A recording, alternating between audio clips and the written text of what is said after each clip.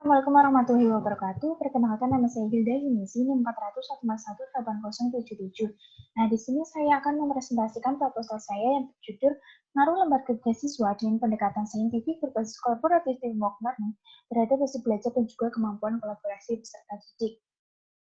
Adapun pokok bahasan yang akan kita bahas pada presentasi kali ini yaitu meliputi latar belakang, rumusan masalah, penegasan istilah, tinjauan pustaka, hipotesis, dan juga metode penelitian. Yang pertama yaitu mengenai latar belakang. Poin dalam latar belakang yaitu ada media pembelajaran, keterampilan abad 21, mode kolaboratif teamwork learning, dan juga kurikulum 2013. Nah, pada industri 4.0, di mana teknologi harus dimasukkan dalam kegiatan pembelajaran sehari-hari. Oleh karena itu, untuk memerlukan inovasi yang sesuai dengan kemajuan ilmu pengetahuan dan juga teknologi, peran teknologi dalam dunia pendidikan salah satunya yaitu dalam pembuatan media pembelajaran seperti bahan ajar, modul, video pembelajaran, dan juga lain sebagainya. Nah, untuk menghadapi revolusi industri 4.0, pada siswa dalam dunia kerja dibekali sebuah keterampilan, yaitu keterampilan abad 21. Keterampilan ataupun kompetensi yang dikuasai siswa pada abad 21 yaitu ada critical thinking, problem solving, creativity, communication skills, ability, work collaboration, and sense literation skill. Salah satu keterampilan abad 21 yaitu keterampilan berkolaborasi. Keterampilan kolaborasi itu merupakan keterampilan bekerja sama secara efektif yang menunjukkan rasa hormat kepada anggota tim yang beragam, melatih kelancaran dan juga kemauan dalam membuat keputusan yang diperlukan untuk mencapai tujuan bersama. Untuk mendukung keterampilan abad 21, maka diperlukan sebuah inovasi dalam model pembelajaran. Model pembelajaran yang cocok dengan keterampilan abad 21 yaitu pada kolaboratif, yaitu adalah model kolaboratif teamwork learning. Model kolaboratif teamwork learning itu merupakan suatu model pembelajaran yang memberikan kesempatan kepada peserta didik untuk mengoptimalkan ataupun mengembangkan kemampuan bekerja secara kolaboratif dalam suatu kelompok. Nah, sesuai dengan esensi pada kurikulum 2013, di mana dalam kegiatan belajar mengajar, tersebut menganjurkan siswa untuk mengembangkan aktivitas sains. Nah, salah satunya yaitu pada pendekatan saintifik. Pendekatan saintifik itu merupakan salah satu esensi kurikulum 2013. Pada pendekatan saintifik terdapat aktivitas sains yang perlu dikuasai oleh siswa, yaitu ada mengamati, menanya, mengumpulkan, mengasosiasi, dan juga mengkomunikasikan. Nah, berdasarkan uraian latar belakang di atas, penulis atau peneliti saya ingin melakukan penelitian yang bermaksud untuk mengetahui pengaruh dari penggunaan lembar kerja siswa dengan pendekatan saintifik berbasis kolaboratif teamwork learning untuk meningkatkan hasil belajar dan juga kemampuan kolaborasi peserta didik.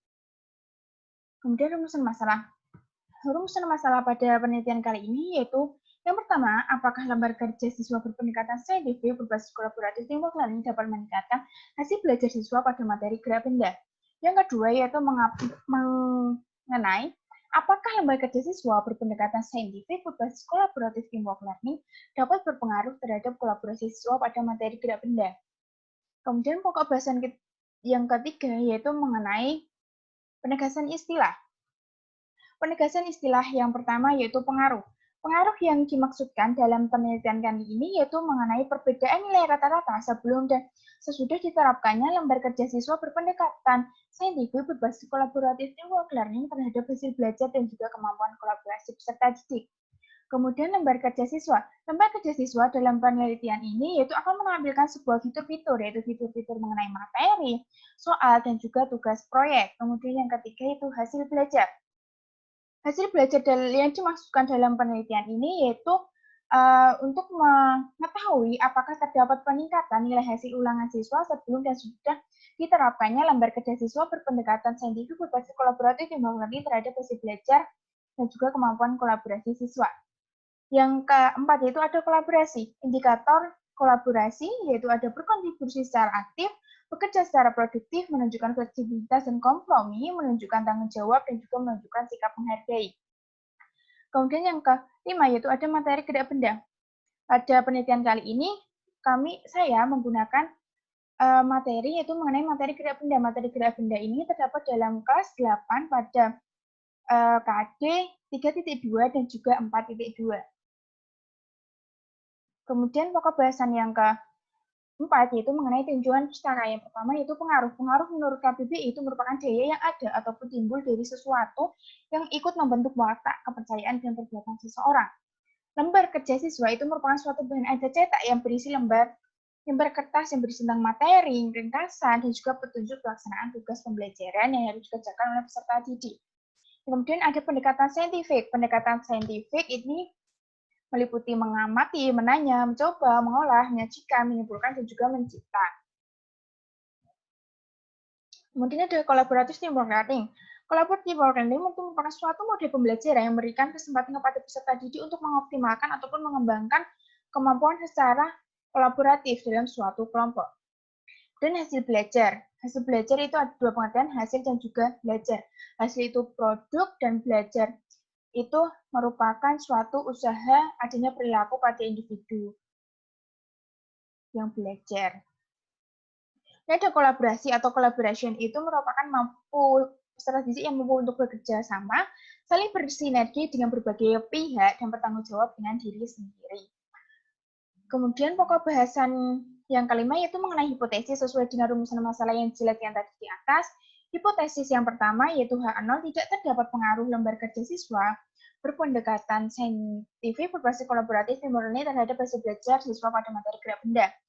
HI atau itu terdapat pengaruh lembar kerja siswa berpendekatan saintifik berbasis kolaboratif teamwork learning terhadap hasil belajar siswa pada materi gerak benda. Kemudian ada H0. Itu tidak terdapat pengaruh lembar kerja siswa berpendekatan saintifik berbasis kolaboratif teamwork learning terhadap kemampuan kolaborasi pada siswa materi gerak benda. Dan HI-nya terdapat pengaruh lembar kerja siswa berpendekatan saintifik dengan berbasis kolaboratif teamwork learning terhadap kemampuan kolaborasi siswa pada materi gerak benda. Kemudian, pokok bahasan yang keenam atau yang terakhir yaitu mengenai metode penelitian. Yaitu metode penelitian, desain penelitian yang saya gunakan untuk penelitiannya yaitu desain quasi eksperimental design.